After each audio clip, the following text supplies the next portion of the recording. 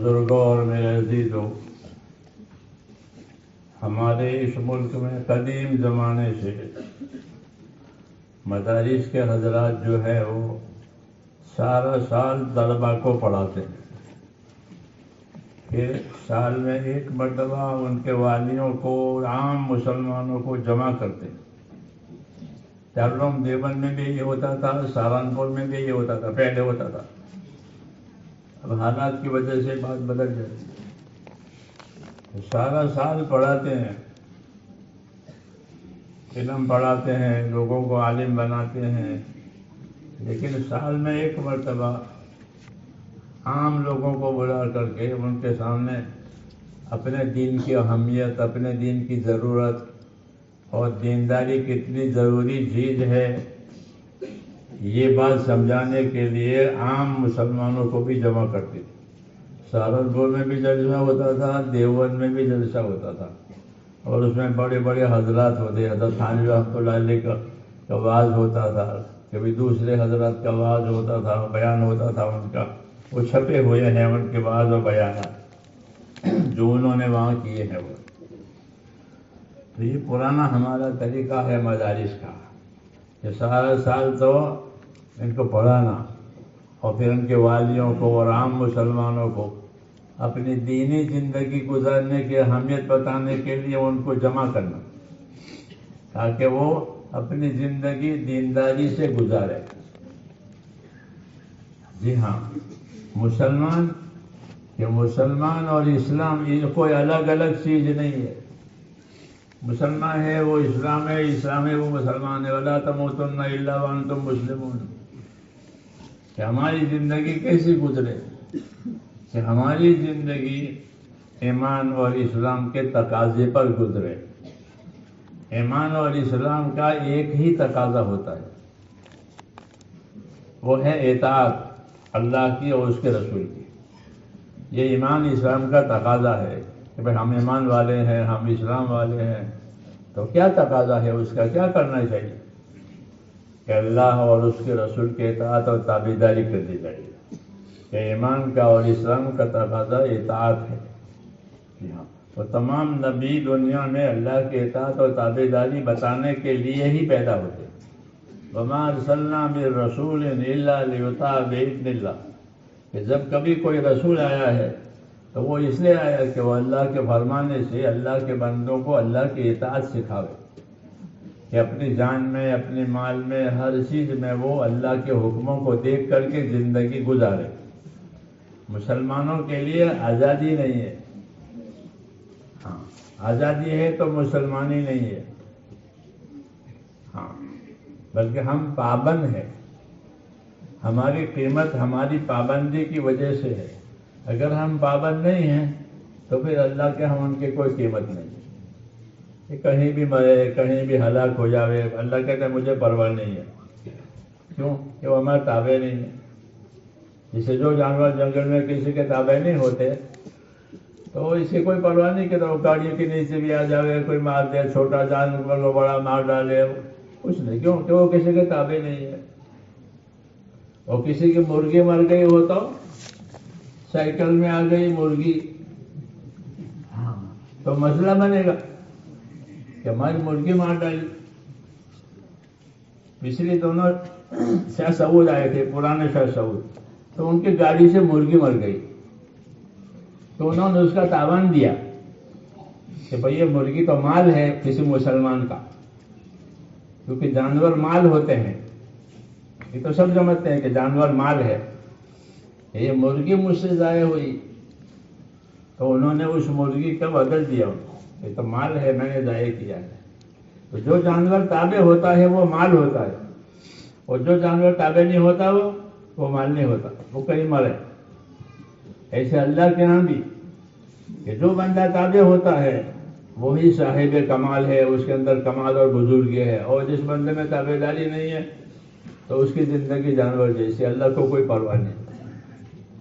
اس لیے میرے دوستو، ان جلسوں سے، ان مذاکروں سے یہ سیکھنا ہے کہ ہماری زندگی تابع داری والی ہے، ہم اطاعت اور تابع داری والے ہیں، اور ہمارا اصلی کام اور ہماری اصلی زندگی وہ یہ ہے کہ ہم اللہ کی بات، رسول کی بات مان کر کے چلیں. ہاں، کوئی حالت ایسی نہ ہو کہ ہم بات نہ مانیں. ایسا نہیں ہو سکتا کہ اللہ اور رسول کی تابعداری ہر وقت ضروری ہے. جب اللہ رسول نے کسی کام کا فیصلہ کیا ہو تو پھر دوسری بات کا اختیار نہیں ہوگا. جو اللہ رسول نے فیصلہ کیا ہے، بتایا ہے، وہی کرنا ہے.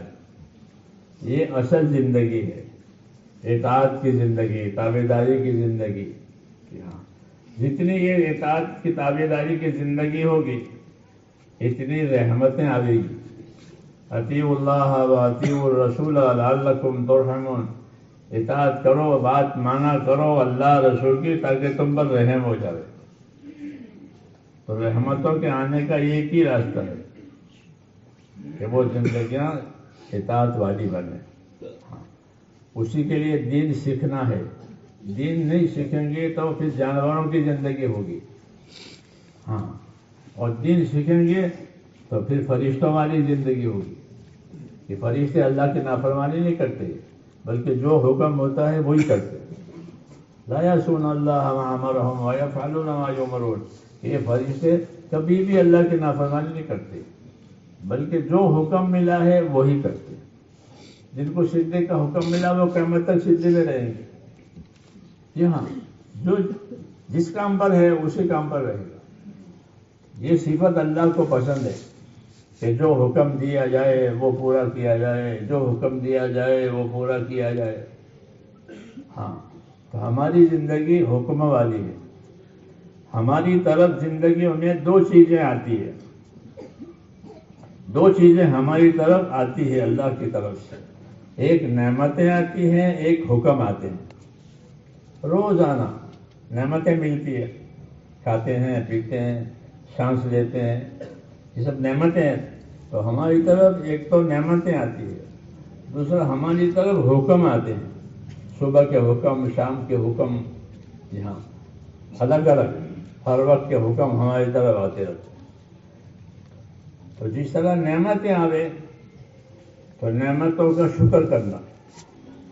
اللہ کی طرف سے نعمتیں آ رہی ہیں، مال آ رہا ہے، اولاد آ رہی ہے، تندرستی آ رہی ہے، عزت آ رہی ہے. نعمتیں آئے تو نعمتوں کی آمد کا تقاضا یہ ہے کہ اللہ کے شکر گزار بندے بنو. دوسرے، اللہ کے حکم ہماری طرف آئیں گے. رات کے حکم الگ ہیں، دن کے حکم الگ ہیں، سفر کے حکم الگ ہیں، حضر کے حکم الگ ہیں. تو ہماری طرف رات دن حکم بھی آتے رہتے ہیں. حکم کا تقاضا یہ ہے کہ ہم حکم کو پورا کرنے والے بنیں. مسنون دعا جو ہم کو سکھائی ہے اور وہ ہر نمازی کو یاد ہونی چاہیے. ہاں، وہ مسنون دعا کیا ہے؟ رب اعنی علی ذکرک و شکرک و حسن عبادتک. یہ مسنون دعا ہے. علماء کا کہنا ہے کہ یہ دعا یاد ہونی چاہیے کہ نماز پڑھے اور نماز پڑھ کے اللہ سے یہ دعا مانگے، رب اعنی علی ذکرک و شکرک و حسن عبادتک. ذکر اور شکر کہ یا اللہ تو میری مدد کر. ترجمہ دعا کا یہ ہے کہ یا اللہ تو میری مدد کر. کس بات پر؟ کہ میں تیرا ذکر کروں اور میں تیرا شکر کروں. ذکر کا تعلق حکموں سے ہے، شکر کا تعلق نعمتوں سے ہے. جی ہاں، ذکر کا تعلق حکم سے ہے کہ حکم جب اللہ کا آئے تو کوئی غافل نہ رہے، ذاکر رہے. اللہ کے حکموں کے سامنے کوئی غافل نہ رہے، بلکہ اللہ کے حکموں کو یاد رکھے اور اس پر عمل کرے اور اس کا تقاضا پورا کرے. ہاں، تو وہ ذاکر ہوگا، وہ موتی و تابعداری کرنے والا ہوگا. اس لیے حکم آنے تو ذاکر بنے، اطاعت کرنے والا بنا. کل مطیع ذاکر، جو اللہ کے اطاعت میں ہے وہی اللہ کے ذکر میں ہے. تو اس لیے اپنے آپ کو اللہ کا ذاکر یعنی اللہ کی اطاعت کرنے والا بنانا. اس سے زندگی قیمتی بنتی ہے. زندگی اسی سے قیمتی بنتی ہے، اطاعت سے اور تابعداری سے. دوسرا کہ نعمتیں آ رہی ہے، ہمارے پاس نعمتیں آتی ہیں، مال، اولاد، تندرستی، عزت، پتہ نہیں کتنی نعمتیں. تو نعمتوں کے جواب میں کیا کرنا چاہیے؟ کہ نعمتوں کے جواب میں شکر کرنا چاہیے. ہاں، اور شکر کا طریقہ سیکھنا چاہیے. شکر زبان سے بھی ہوتا ہے، دل سے بھی ہوتا ہے، عمل سے بھی ہوتا ہے. شکر تینوں طریقے سے ہوتا ہے. زبان کا شکر، دل کا شکر، عمل کا شکر. جی ہاں، یہی چیزیں مدرسوں میں سکھائی جاتی ہے کہ شاکر کیسے بنو گے، ذاکر کیسے بنو گے، غفلت سے کیسے بچو گے. یہی ہے یہ علم کہ زندگی کی ذمہ داریوں کو سمجھاوے، کیونکہ ہماری زندگیاں ذمہ داری کی زندگی ہے. ہاں، جانوروں کی نہیں ہے، بلکہ زندگی ذمہ داری کی زندگی ہے. حساب کتاب کی زندگی ہے، حساب کتاب ہے. زندگی کے بعد حساب کتاب ہے. ہاں، ہر ایک کا. اور حساب کتاب کون لے گا؟ خود اللہ لے گا. ان الینا ایابہم ثم ان علینا حسابہم، کہ یہ سب لوٹ کر کے اللہ کہتا ہے میرے پاس آئیں گے اور میرے ذمے ان کا حساب ہے. ظاہر بات ہے، اللہ حساب لے تو کیا کمی رہے گی؟ اس کو سب کچھ معلوم ہے کہ زندگی میں کیا کیا ہے. جی ہاں، اس لیے یہ دعا سکھائی ہے کہ نعمتوں میں شکر گزار بنو، اور حکم آوے تو غافل نہ بنو، ذاکر بنو. یعنی حکموں کی رعایت کرنے والے بنو، حکم کے پورا کرنے والے بنو. یہی دعوت ہے، یہی تعلیم ہے ہمارے دین میں. اسی کی دعوت دی جاتی ہے اور اسی کی تعلیم دی جاتی ہے کہ اپنی زندگی کو اطاعت والی بناؤ. تو اطاعت جتنی آئے گی اتنی ہدایت آئے گی. وَإِن تُطِيعُوهُ تَهْتَدُوا، کہ اگر اطاعت کرو گے، تابعداری کرو گے تو سیدھا راستہ پاؤ گے. اور اطاعت و تابعداری نہیں ہوگی تو پھر سیدھے راستے سے آدمی بھٹک جائے گا. اور بھٹکنا اس کو دنیا میں نہیں معلوم ہوگا، بلکہ جب دنیا سے پردہ کرے گا تب پتہ چلے گا کہ کہاں پہنچا ہے. جی ہاں، کہاں پہنچا ہے بھٹک کر کے. جی ہاں، اس لیے میرے بھائیوں، ہماری زندگی جو ہے وہ بڑی قیمتی ہے. اپنی زندگیوں کو قیمتی بنانا اس کا یہی راستہ ہے کہ دینداری آوے، اور دینداری میں علم و عمل ہے. کہ زندگی میں علم آوے، زندگی میں عمل آوے تو یہ زندگی بنے گی دینداری کی زندگی. اور وہی زندگی قیمتی ہے جس میں دینداری ہو. باقی تو دکھاوا ہے یا گزارا ہے. دنیا میں دو چیزیں ہیں، ایک دکھاوا ہے، ایک گزارا ہے. کچھ سامان دکھاوے کا ہوتا ہے. فما اوتیتم من شیء فمتاع الحیات الدنیا وزینتها، کہ تمہیں جو کچھ ملا ہے اس میں دو باتیں ہیں، ایک تو گزارے کا سامان ہے، ایک زینت کا سامان ہے. بس ختم. وہ تو گزارے کا بلنے کی، تو بلنے کی زینت ہے، اور ایک کے سایہ یہ زندگی گزارنی ہے، یہ بلنے کا مقصد ہے. جی ہاں، یا چھپر بناوے چاہے بلنی بناوے، مقصد ہے کہ سائے میں زندگی گزارنی ہے. جی ہاں، تو مقصد سب کا ایک ہی ہوتا ہے، شکل الگ ہوتی ہے. تو اس لیے کہا وہ زینت ہے. جو شکلیں الگ الگ ہیں وہ زینت کی شکلیں ہیں. ورنہ فائدہ یہ کہ مکان میں رہنے، چھپر میں رہے، فائدہ ہی کہ بارش سے، سردی سے، گرمی سے حفاظت رہے. جی ہاں، تو اس کو متاع کہتے ہیں. کہ دنیا کا ایک ہی نفع ہے کہ اس میں گزارے کا سامان ہے. دوسرا فائدہ دنیا کا سب سے بڑا یہ ہے کہ دنیا سے آخرت بنتی ہے، اور کوئی جگہ آخرت بنانے کی نہیں ہے. دنیا سے آخرت بناؤ، یہ دعوت دی ہے اللہ نے. وابتغِ فیما آتاک اللہ الدار الآخرہ، تو اس کو اللہ نے جو دنیا دی ہے اس سے اپنی آخرت بنا لے. تو جو دنیا سے آخرت بناوے وہ سمجھدار ہے، اور دنیا سے آخرت نہ بناوے تو وہ نادان ہے. جیسے کسی کو زمین کا بہت بڑا پلاٹ ملا تو اس نے کھیلنے کے لیے گراؤنڈ بنایا کہ کھیلو اس پر.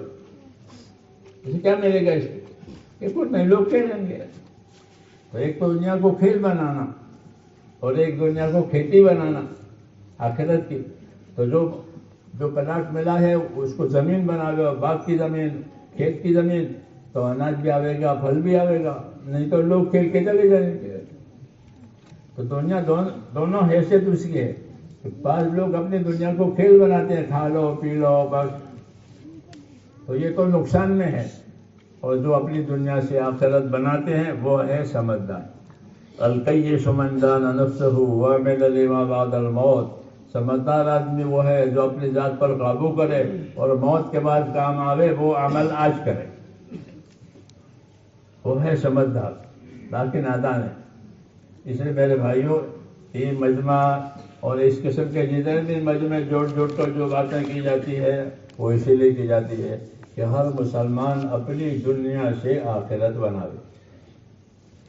اور دنیا سے آخرت بنانے کے لیے دین ملا ہے کہ دین سیکھے گا تو دنیا سے آخرت بنانا سیکھے گا.